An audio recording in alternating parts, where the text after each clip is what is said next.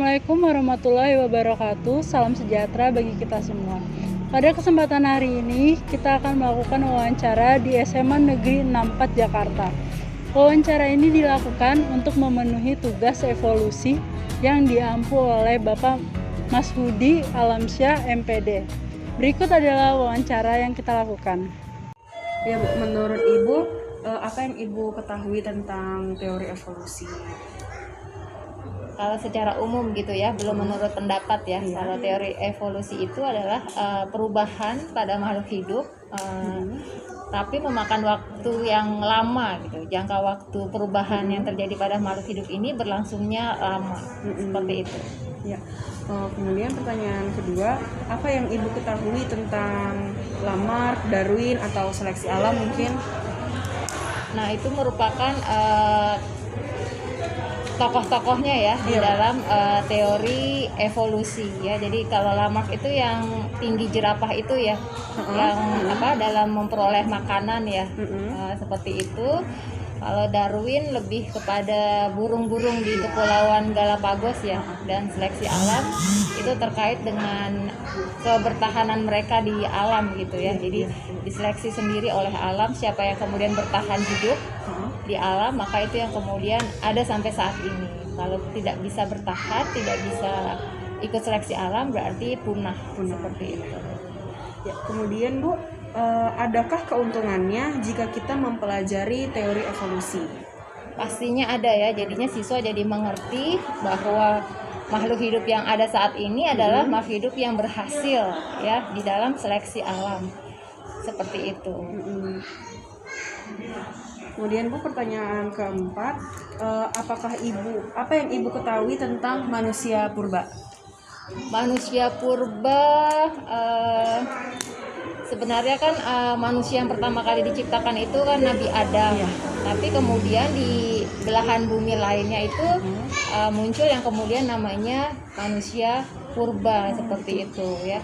Mulai mungkin dari yang belum berdiri tegak ya, kemudian berdiri tegak, berpindah tempat ya, nomaden, kemudian mereka bisa akhirnya stay di satu tempat, atau mungkin juga dari awal kegiatan hidup mereka yang masih sangat simpel, sederhana ya, tapi kemudian semakin berkembang seperti itu. Kemudian pertanyaan kelima, siapakah nenek moyang manusia menurut teori evolusi? Menurut teori evolusi ya yang manusia purba itu ya. Mulai dari apa sih? Dulu kita belajarnya apa ya? Homo erectus ya, Homo sapiens, Megathropus, seperti itu. Apakah Ibu percaya tentang teori evolusi tersebut? Gitu Bu. Pastinya percaya, maksudnya memang begitu yang terjadi awalnya ya. Tapi kalau kemudian yang teori yang mengatakan manusia dari monyet, nah saya itu tidak. Saya tidak mendukung kalau teori yang itu. Tapi kalau misalnya burung-burung di Galapagos seperti itu ya, karena perbedaan makanannya ya, yang akhirnya mengakibatkan paruh mereka berbeda-beda. Nah itu saya termasuk yang kemudian menyetujui hal tersebut, seperti itu. Jadi ada beberapa hal yang saya setuju dengan teori evolusi, ada juga yang kemudian tidak. Dikembalikan dengan kemudian kepercayaan saya kembali. Seperti itu. Terima kasih Bu. Kemudian apa yang Ibu ketahui tentang adaptasi dan mutasi? Adaptasi itu bagaimana kemudian makhluk hidup menyesuaikan diri dengan lingkungannya, beradaptasi dengan lingkungannya. Tadi yang mungkin yang diulang-ulang tadi yaitu yang burung ya, berbagai macam burung di Kepulauan Galapagos yang beradaptasi dengan kemudian makanan-makanan yang ada di pulau tersebut, seperti itu. Kalau mutasi itu biasanya lebih ke genetik ya, perubahan gen atau DNA, seperti itu kalau mutasi. Ya, betul Bu. Kemudian nih pertanyaan ke-8 Bu, apakah Ibu beragama gitu? Sebutkan agamanya. Insya Allah saya beragama Islam. Iya Bu. Kemudian apakah agama Ibu mendukung teori evolusi? Insya Allah tadi ya, dikembalikan lagi, insya Allah mendukung kalau yang kemudian dari yang maksud saya tuh yang dari yang masih belum stay di satu tempat ya, masih nomaden gitu kan, akhirnya kemudian stay. Dari yang kemudian peralatan masaknya yang sangat sederhana ya, kemudian menjadi lebih baik, kemudian apa sih kepandaian mereka gitu juga kan berubah ya dengan teori evolusi itu. Saya setuju. Berarti ibu mendukung yang tentang seleksi alam tadi, kemudian Betul. yang dari yang dia bungkuk sampai berdiri tegak, dari yang masih kuno kemudian jadi modern gitu. Tapi yang soal yang manusia dari monyet itu ibu tidak setuju ya Bu? Tidak setuju.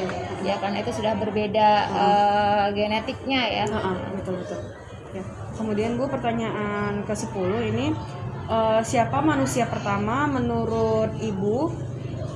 Kemudian siapa manusia pertama menurut ibu dalam agama ibu? Nabi Adam alaihissalam. Ya, Nabi Adam. Kemudian pertanyaan ke-11, apakah teori evolusi bertentangan dengan agama yang ibu anut? Tolong berikan penjelasannya. Teori evolusi dengan agama. Tapi kembali lagi ke soal yang tadi ya. Betul. Iya Bu, betul. Berarti masih apa ya Bu? Masih ragu-ragu lah gitu istilahnya kan Bu. Ada yang bertentangan, Betul. ada yang tidak gitu ya Bu. Terus pertanyaan ke-12 ini, apakah teori evolusi masih layak menurut ibu diajarkan di sekolah? Pastinya masih. Kan banyak ya, maksudnya teori evolusi tidak hanya yang kemudian yang tidak kita setujui saja yang kemudian kita pelajari. Insya Allah ada juga evolusi yang mendukung ya untuk pengetahuan, untuk pendidikan. Seperti itu tetap harus diajarkan. Kemudian pertanyaan ke-14 ini mengenai teori evolusi. Apakah ibu mendukung, menolak, atau ragu-ragu tentang teori tersebut? Nggak spesifik ya teorinya, maksudnya kan teorinya siapa dulu ya di situ ya. Jadi apa nih? Berarti ibu ragu-ragu gitu? Iya, karena tidak spesifik ya teorinya siapa. Kemudian Di pertanyaannya.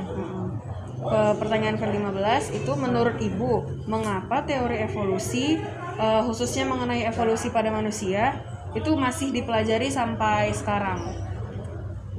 Karena ya berkaitan sekali gitu ya teori evolusi kalau untuk manusia ya, sampai sekarang pun evolusi yang misalkan di dalam janin gitu kan ya berbeda-beda nih dari manusia dengan kemudian mamalia ya dengan ikan seperti itu ya, pastinya masih perlu dipelajarin ya Bu? betul. Apalagi terkait dengan kedokteran ya.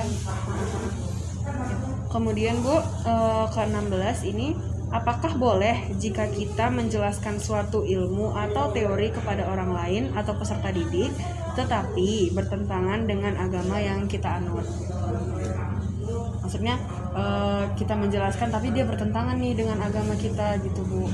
Biasanya sih saya ini maksudnya mengembalikan ke agama masing-masing gitu ya. Jadi tidak semua dipaksa kemudian harus memahami dengan konsep teori evolusi yang ada di agama kita.